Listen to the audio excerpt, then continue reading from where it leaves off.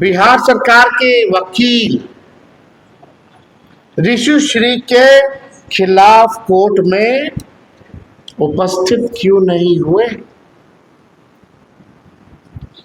ऐसा तो गजबे हाल है भाई। बिहार सरकार का वकील कोर्ट गया ही नहीं, ऋषि श्री के खिलाफ उपस्थिति नहीं था। क्या इसका जवाब नहीं जानना चाहिए? क्या किसी को पता नहीं चलना चाहिए? क्या कारण था इतना बड़ा घोटाला? नमस्कार, मैं मनीष अब तक एक न्यूज 24। नेता प्रतिपक्ष तेजस्वी यादव जो है प्रेस कॉन्फ्रेंस कर बिहार के मुख्यमंत्री सम्राट चौधरी से 20 सवाल पूछ रहे हैं और क्या कुछ कह रहे हैं, वीडियो सुनिए। और आप लोग जो है किसी पर जो है चार्जशीट नहीं करते। क्या ये देरी सबूतों को मिटाने के लिए है,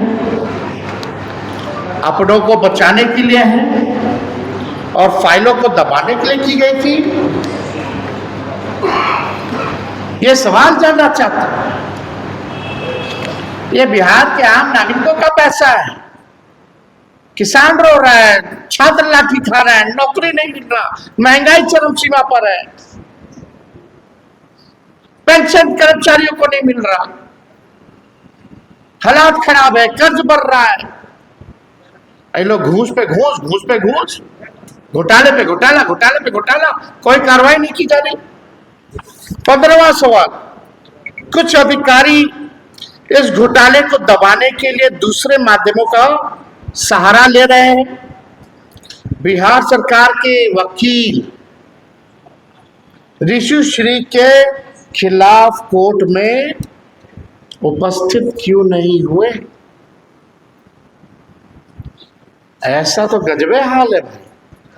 बिहार सरकार का वकील कोर्ट गया ही नहीं, ऋषि श्री के खिलाफ उपस्थिति नहीं था। क्या इसका जवाब नहीं जानना चाहिए? क्या किसी को पता नहीं चलना चाहिए? क्या कारण था इतना बड़ा घोटाला? यानी तो साफ स्पष्ट हो रहा है कि घोटालेबाजों को बचाया जा रहा है, कुछ को बलि का बकरा बनाया जा रहा है और केस को रफा दफा किया जा रहा है। ठंडे बस्ते में भी हो जाएगा।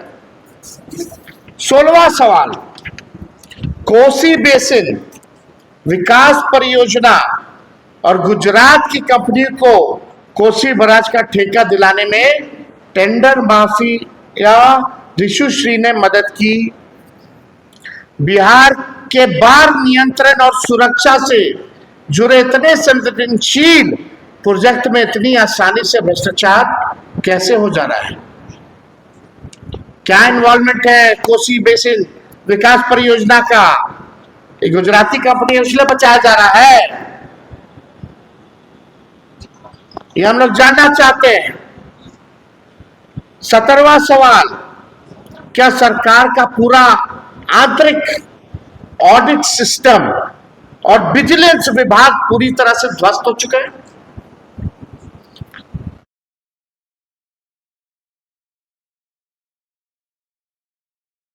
नहीं कर सकता है या सभी इस भ्रष्टाचार में शामिल है? यही ना हो सकता है। या तो इतने बड़ा स्केल महाघोटाले का आपके पास कुछ है ही नहीं, आप फेल हो चुके हैं, या तो आप सब मिले हुए हो, पूरा सिस्टम मिला हुआ है, तभी बचाया जा रहा है। 18वां सवाल, जब राज्य में जब सब कुछ ई टेंडरिंग के जरिए होता है तो बीजेपी जेडीयू सरकार के पाले पोसे टेंडर माफिया का सिंडिकेट डिजिटल पोर्टल को कैसे मैनिपुलेट और मैनेज कर रहा था? यह हमारा सवाल है सरकार के लोगों का। यानी ई टेंडरिंग को भी मैनेज कर देना ये लोग। गजब का सिंडिकेट है भाई। 19वां सवाल, एसवीयू ने 4000 पन्नों का चार्जशीट में सिर्फ 7 मुख्य आरोपी, 4000 पन्ना का चार्जशीट एसवीयू का, और केवल 7 मुख्य आरोपी को नामजद किया है और कहा है कि अन्य के खिलाफ पर्याप्त सबूत नहीं है। यह बाकी बचे रसूखदार अधिकारियों और नेताओं को क्लीन चिट देने में इतनी जल्दबाजी क्यों हो रही है? अब तो बताए ना, रफा दफा करना है। 4000 का पन्ना में 7 गो मुख्य आरोपी, इसमें भी कोई आईएएस कोई मंत्री या कोई नेता नहीं, उनका नाम ही हटा दिया गया है, रफा दफा कराया जा रहा है। यही एक खेल एनडीए का, नीतीश जी का। और जो मुख्यमंत्री बने वो कितने योग्य हैं, काबिल हैं, कितने गहराई तक जाते हैं, कितने गंभीर हैं, केवल लाउड माउथ है, सबको पता है क्या कैपेबिलिटी है, क्या एक्सपीरियंस रहा है उनमें। ऐसे लोगों को रबर स्टैम्प भाजपा मुख्यमंत्री बनाती है कि 1 रुपया में 1 एकड़, जो 1 एकड़ नहीं, कई एकड़ जमीन जो है दे दिया गया 99 साल की लीज पे। शमशान का कई घाटों का दिया जा रहा है। कैसे महंगाई बढ़ेगी, लोग को तो पूछना चाहिए। 20वां मेरा ये सवाल है कि इस सरकार में एनडीए के लोग वो केवल प्रयोग करते हैं कि सभी बड़े घोटालों में दबाव पड़ने पर दिखावटी गिरफ्तारी की जाए, या उसे बलि का बकरा बनाना है तो दलित, पिछड़े, मुस्लिम समुदाय के ही अधिकारी हो। यानी या तो दलित होगा, या तो पिछड़ा होगा, या तो मुसलमानी होगा। सृजन घोटाले में भी वही हुआ, प्रश्न पत्र घोटाले में भी वही हुआ, और ऋषु श्री घोटाले में भी वही हो रहा है।